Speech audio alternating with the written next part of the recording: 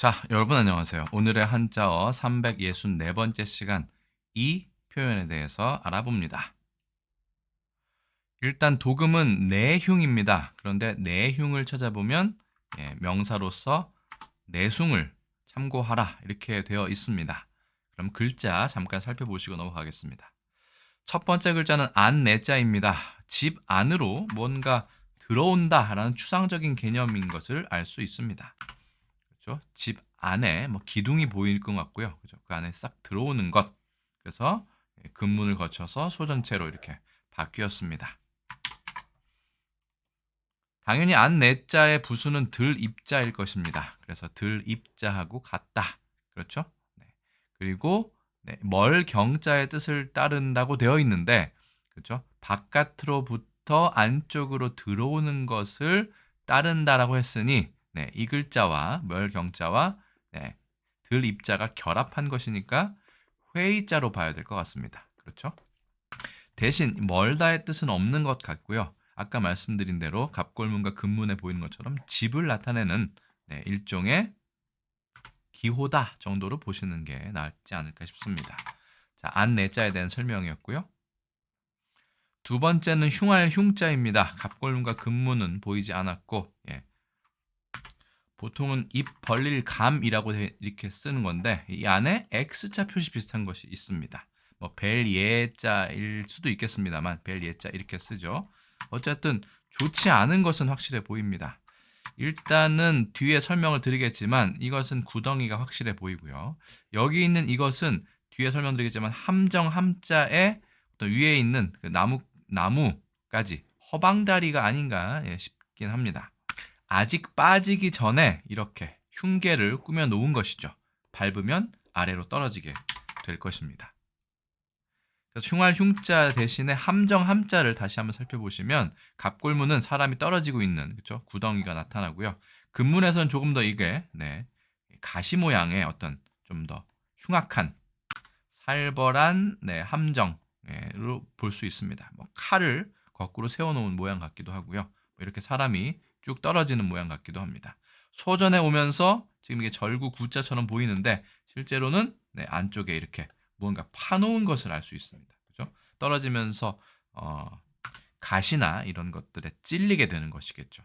상당히 무시무시합니다. 그래서 함정 함자는 사람이 떨어지는 것까지 표현을 한 거고 흉할 흉자는 그 전에 흉계를 꾸며놓은 정도로 보시면 되지 않을까 싶습니다. 그리고 흉할 흉자는 아주 좋은 의미는 아닙니다. 그래서 악할 악자가 들어가 있네요. 그리고 땅을 뚫고 그렇죠? 교차하는 것이죠. 뭘요? 그 함정을 교차하는 겁니다. 이렇게. 그 가운데 함정을 교차해 놓은 것이다. 원래로 따지자면 이렇게 구성이 되어 있으면 그 위에 이렇게 되어 있겠죠. 그런데 그것이 글씨로 나타나다 보니까 안쪽으로 들어온 것이 아닌가 싶습니다. 재밌는 거는 이 흉할 흉자의 중국어 발음이 숑입니다.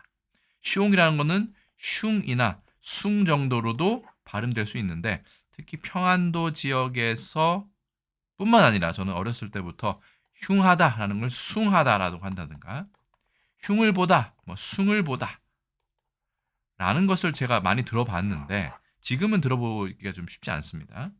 혹시 이 숭과 흉의 발음 차이에는 중국어 숑이 개입한 것은 아닌가 하는 생각이 듭니다. 글자 그럼 정리해 보겠습니다. 준 7급 안 내자와 준 5급의 흉할 흉자입니다.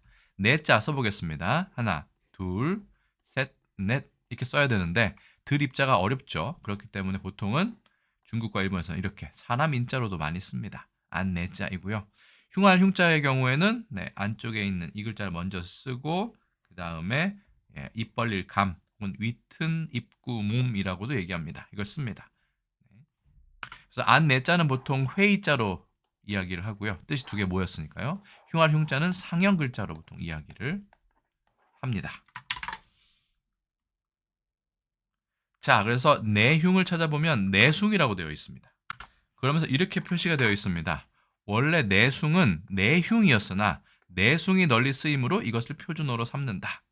라고 해서 표준어 규정이 표시가 되어 있음을 알 수 있습니다. 원래는 내흉이었다고 하는 것을 우리나라 국립국어원 표준국어대사전에서 밝히고 있습니다.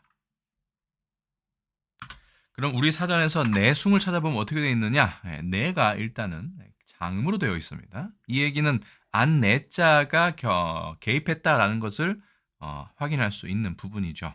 명사, 겉으로는 순해 보이나 속으로는 엉큼하다.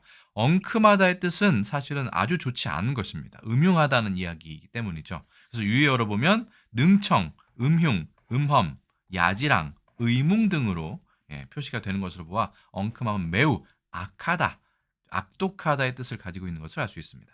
한마디로 사람을 속이는 것이죠. 내숭을 떨다, 내숭을 피우다, 내심 좋아하면서 관심 없는 척 내숭이다.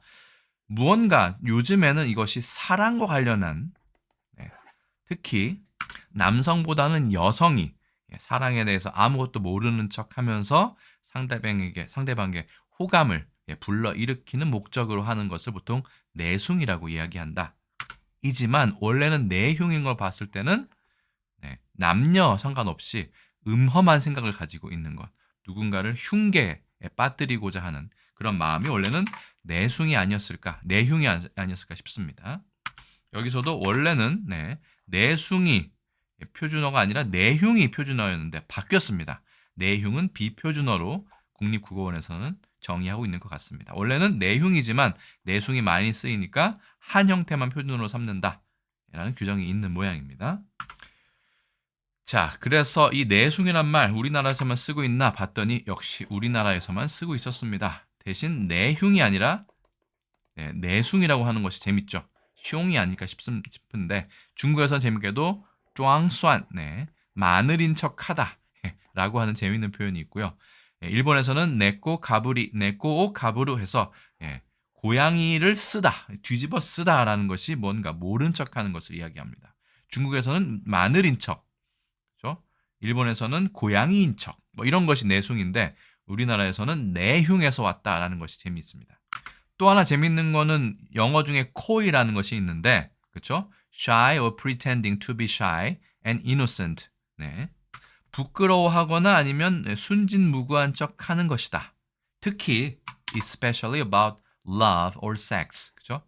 사랑이나 성적인 것에 아무것도 모르는 척해서 sometimes in order to make people more interested in you.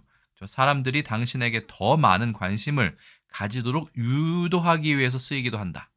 정말 우리말의 내숭과 상당히 공통적인 부분이 많은 것을 알 수 있습니다. 그래서 우리나라 내숭, 중국어 쫑수안, 일본어 네꼬 가부루 혹은 영어의 being so coy 정도가 상당히 비슷한 뜻으로 볼 수 있겠습니다. 자, 조선왕조실록에 내흉이 있지만 이것은 다른 뜻이고요. 그다음에 일제강점기, 그다음에 해방 이후에 내흉이라는 표현이 있는데 특히 94년 조선일보 보면 내흉스럽다는 표현이 최근 들어서 젊은이 사이에 쓰인다. 그래서 원래의 의미보다는 조금 약화되거나 좀 귀엽게 변화였다라는 부분이 눈에 띄어서 가져왔습니다. 여기 보면 요즘에는 만이라는 표현이 있죠. 그래서 오늘의 한자와 364번째 시간에는요. 안 내자와 흉할 흉자에서 내흉이라고 해야 되는데 사람들이 내숭이라고 부르기 시작하면서 우리말 내숭의 어원이 되는 내흉에 대해서 알아보았습니다.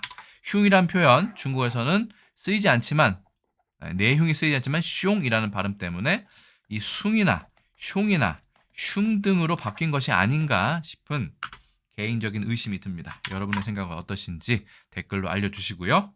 제가 준비한 건 여기까지입니다. 저는 여기서 인사드리겠습니다. 여러분 안녕히 계세요.